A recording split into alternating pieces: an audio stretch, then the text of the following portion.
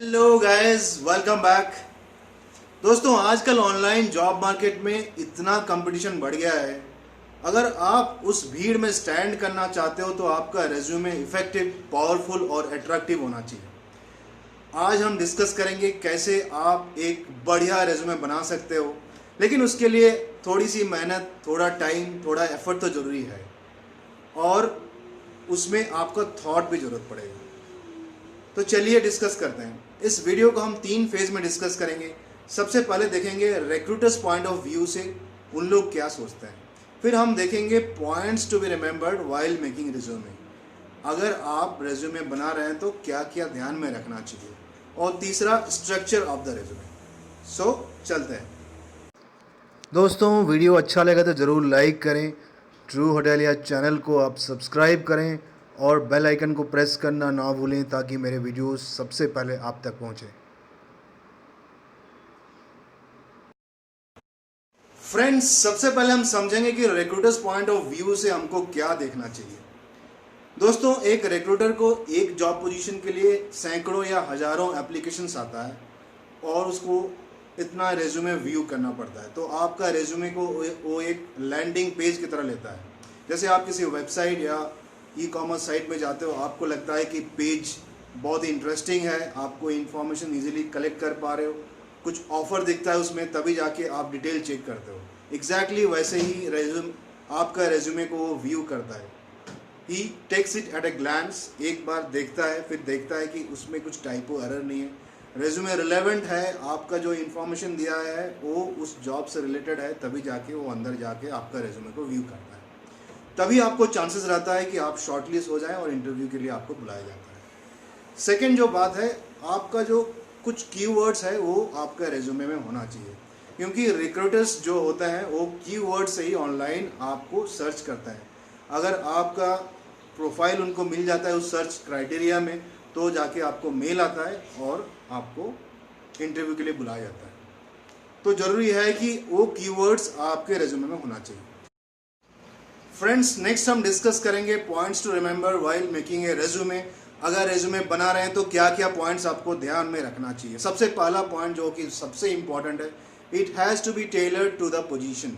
मतलब जो भी जॉब वैकेंसी अवेलेबल है उसके मुताबिक और उसके आधार पे आपका रेज्यूमे को अपडेट करना चाहिए। कैसे करेंगे ये? आप उसका जॉब डिस्क्रिप्शन पढ़ेंगे, उसमें से कीवर्ड्स पिक करेंगे, आपका रेज्यूमे में इनकॉर्पोरेट करेंगे, अपडेट करेंगे, फिर जाके अप्लाई करेंगे। ये बहुत ही इंपॉर्टेंट एंड ज़रूरी है। नेक्स्ट जो पॉइंट है दोस्तों, आप अपना शुरुआत का जो हाफ पेज है वो अट्रैक्टिव बनाना पड़ेगा, जो कि बहुत इंपॉर्टेंट है। उसमें आप अपना स्ट्रेंथ्स, स्किल्स या अचीवमेंट्स इंक्लूड कर सकते हैं, उसको हाईलाइट कर सकते हैं। नेक्स्ट है दोस्तों, आपका रेज्यूमे को डिफरेंट सेक्शंस में डिवाइड कीजिए। सेक्शन टाइटल्स होना चाहिए, उसके अंदर रिलेवेंट इंफॉर्मेशन होना चाहिए ताकि पढ़ने में आसानी हो और रिक्रूटर्स को अट्रैक्टिव लगे देखने के लिए। आपका जो अचीवमेंट है और रेस्पॉन्सिबिलिटीज़ है उसको आप बुलेट पॉइंट्स में शो कीजिए, पैराग्राफ मत दिखाइए। पैराग्राफ में वो मेसी लगता है, क्लटर्ड लगता है, वहाँ से इंफॉर्मेशन पिक करना बहुत ही डिफिकल्ट होता है। फ्रेंड्स, जहाँ भी हो सके नंबर्स का ज़रूर यूज़ कीजिए। आपने क्या क्या अचीव किया वो नंबर्स लिखना बहुत ज़रूरी है। बहुत लोग सिर्फ लिखते हैं कि I increase the sale, but कितना परसेंट इंक्रीज किया वो इम्पोर्टेंट ज़्यादा है।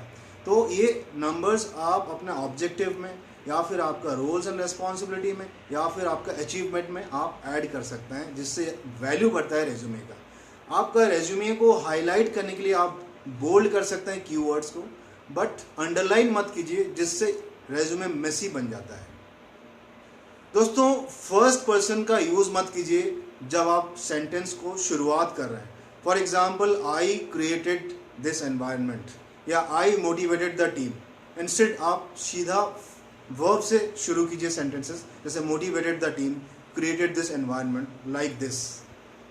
दोस्तों, पावर वर्ड्स का यूज़ करना बहुत ही ज़रूरी है। पावर वर्ड्स होता है जो कि इफेक्टिव वर्ड्स होता है और वो मोस्टली वर्ब होता है, जैसे अचीव्ड, इम्प्लीमेंटेड, ऑर्गेनाइज्ड, लॉन्च्ड। ये सब वर्ड्स आपका बहुत ही मायने रखता है रेज्यूमे को इफेक्टिव बनाने के लिए।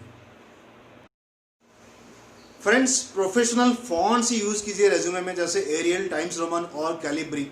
ऐसा कोई स्टाइलिश फॉन्ट यूज़ मत कीजिए जो कि अनप्रोफेशनल है।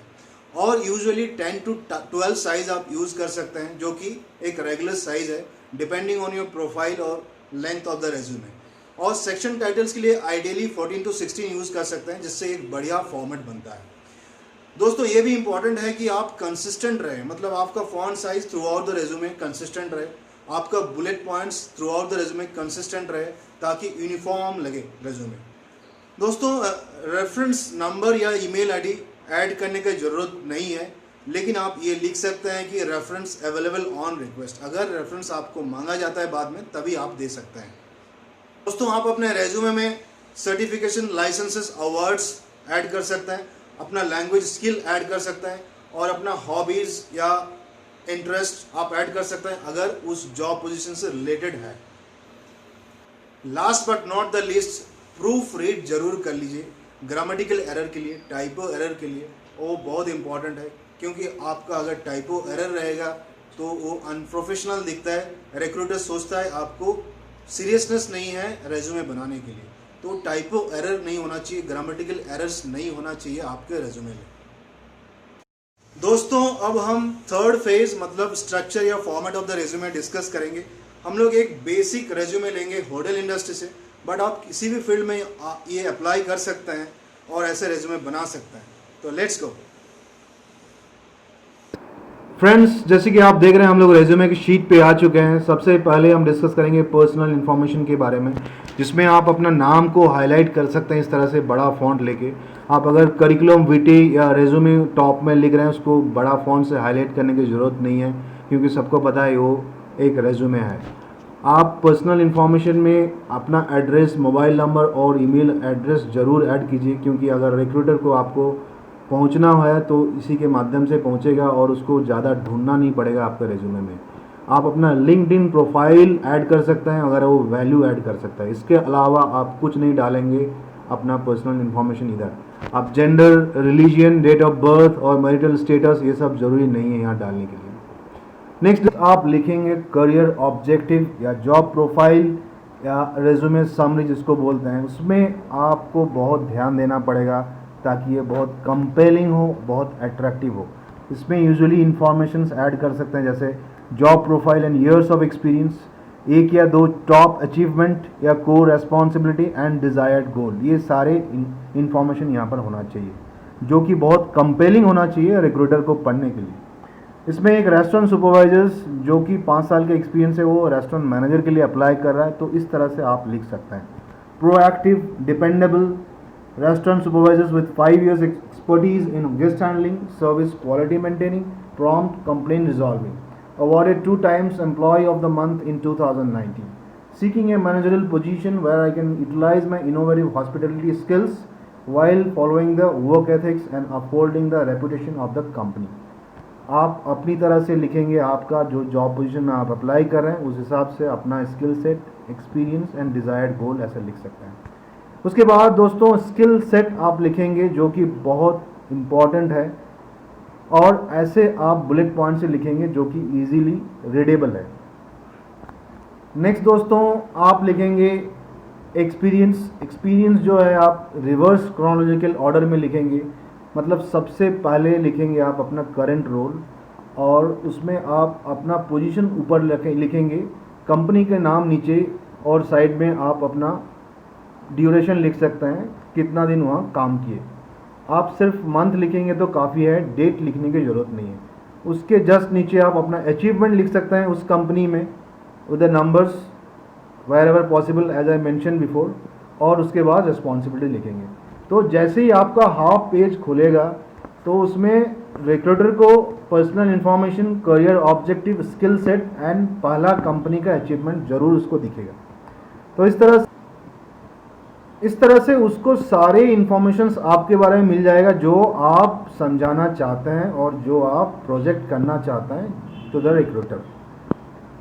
उसके बाद फिर से आप प्रीवियस कंपनी का पोजीशन पहले लिखेंगे और कंपनी का नाम बाद में, फिर उसका 1-2 अचीवमेंट जो आपका अच्छा अचीवमेंट है वो मेंशन कर सकते हैं, और रिस्पॉन्सिबिलिटीज़। इस तरह से आप नेक्स्ट पोजीशन में लिख सकते हैं अगर आपने कुछ काम किया तो।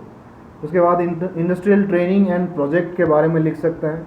फिर जाके आप एजुकेशन लिखेंगे। ये एक एक्सपीरियंस एक एक्सपीरियंस कैंडिडेट के लिए है जिसका एजुकेशन उतना मायने नहीं रखता है, इसलिए सबसे पहले उसका एक्सपीरियंस लिखना ज़रूरी है। उसके बाद आप एडिशनल स्किल्स यहाँ लिख सकते हैं, जैसे आपने कोई सॉफ्टवेयर स्किल्स है या कंप्यूटर स्किल्स है वो लिख सकते हैं। सर्टिफिकेशन एंड अवार्ड्स वो लिख सकते हैं। Interest and hobbies related to the job and language skills. और लास्ट में आप लिख सकते हैं रेफरेंसेस अवेलेबल अपॉन रिक्वेस्ट। दोस्तों ये जो रेज्यूमे है एक एक्सपीरियंस कैंडिडेट के लिए है, तो इसलिए आप एक्सपीरियंस पहले लिखेंगे और बाद में आप एजुकेशन के बारे में लिखेंगे। अगर आप फ्रेशर हैं तो कैसे बनाएंगे रेज्यूमे, हम नेक्स्ट डिस्कस करते हैं। अब हम डिस्कस करेंगे एक फ्रेशर्स का रेज्यूमे कैसे बना सकते हैं। इसमें आप अपना नाम को फिर से हाईलाइट करेंगे, उसके नीचे आप स्ट्रेंथ्स लिख सकते हैं। आपका पर्सनल डिटेल्स वही सेम रहेगा। आप अपना लिंक्डइन प्रोफाइल इसमें ऐड करना ज़रूरी नहीं है क्योंकि आपको कुछ एक्सपीरियंस नहीं है। फिर आप करियर ऑब्जेक्टिव लिखेंगे जिसमें आपको एक्सपीरियंस लिखना नहीं है और अपना टॉप जो स्किल्स है वो मेंशन करना है और किस पोजीशन के लिए आप डिज़ायरस हैं वो लिखेंगे। उसके बाद आप एजुकेशन के लिखेंगे, इसमें आप एक्सपीरियंस पहले नहीं लिखेंगे, आपका एजुकेशन ऐसे टेबल फॉर्म में लिखेंगे ताकि सब डिटेल में पता चले एट ए ग्लांस। और आपका परसेंटेज मेंशन करना बहुत ज़रूरी है क्योंकि एक स्टूडेंट के लिए अपना एजुकेशन का ही परसेंटेज रिफ्लेक्ट करता है कि आपका परफॉर्मेंस कैसा है आपके क्लास में। उसके बाद आप एक्सपीरियंस लिखेंगे जिसमें आप अगर कहीं पर भी पार्ट टाइम जॉब किए हैं या फिर कोई इंटर कॉलेज कंपटीशन अटेंड किया है या तो फिर किसी प्रकार का कोई भी एक्सपीरियंस आप वहाँ शेयर कर सकते हैं, चाहे कितना भी छोटा हो आप मेंशन ज़रूर कीजिए।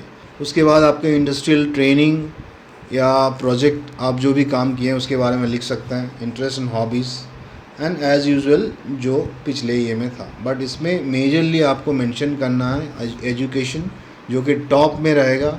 और अगर आप कुछ एडिशनल लिखना चाहते हैं जो सर्टिफिकेशन कोर्स किए हैं वो भी आप लिख सकते हैं यहाँ पर।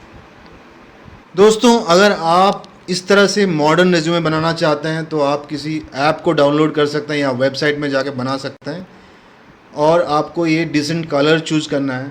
लेकिन ध्यान रहे कि जो टेम्पलेट आप चूज़ कर रहे हैं उसमें स्किल्स इस तरह से मेंशन हो। यहाँ पर जैसे देखिए स्किल्स मेंशन है फ़ोटो के नीचे, आप लेकिन फ़ोटो थोड़ा अच्छा सा चूज़ कीजिएगा। ये जस्ट एग्जांपल की ये से मैं लगाया हूँ ये फ़ोटो, बट आपको जब फ़ोटो चूज़ करना है क्लियर फ़ोटो चूज़ करना है। और एज़ यूजुअल प्रोफाइल होता है आपका यहाँ और एम्प्लॉयमेंट हिस्ट्री होता है, वो ऑटोमेटिक पिक करता है आप जब इनपुट डालते हैं। तो इस तरह से आप एक मॉडर्न रेज्यूमे बना सकते हैं। Thank you guys for watching this video, hope you liked it. अगर अच्छा लगा तो ज़रूर एक लाइक कर दें जिससे एनकरेजमेंट मिलता है। और अगर आपको जानना है कि एक इंटरव्यू में आपको क्या क्या नहीं बोलना चाहिए, जिस पर मैं एक ऑलरेडी वीडियो बना चुका हूँ जिसका लिंक नीचे दिया हूँ, आप जाकर देख सकते हैं।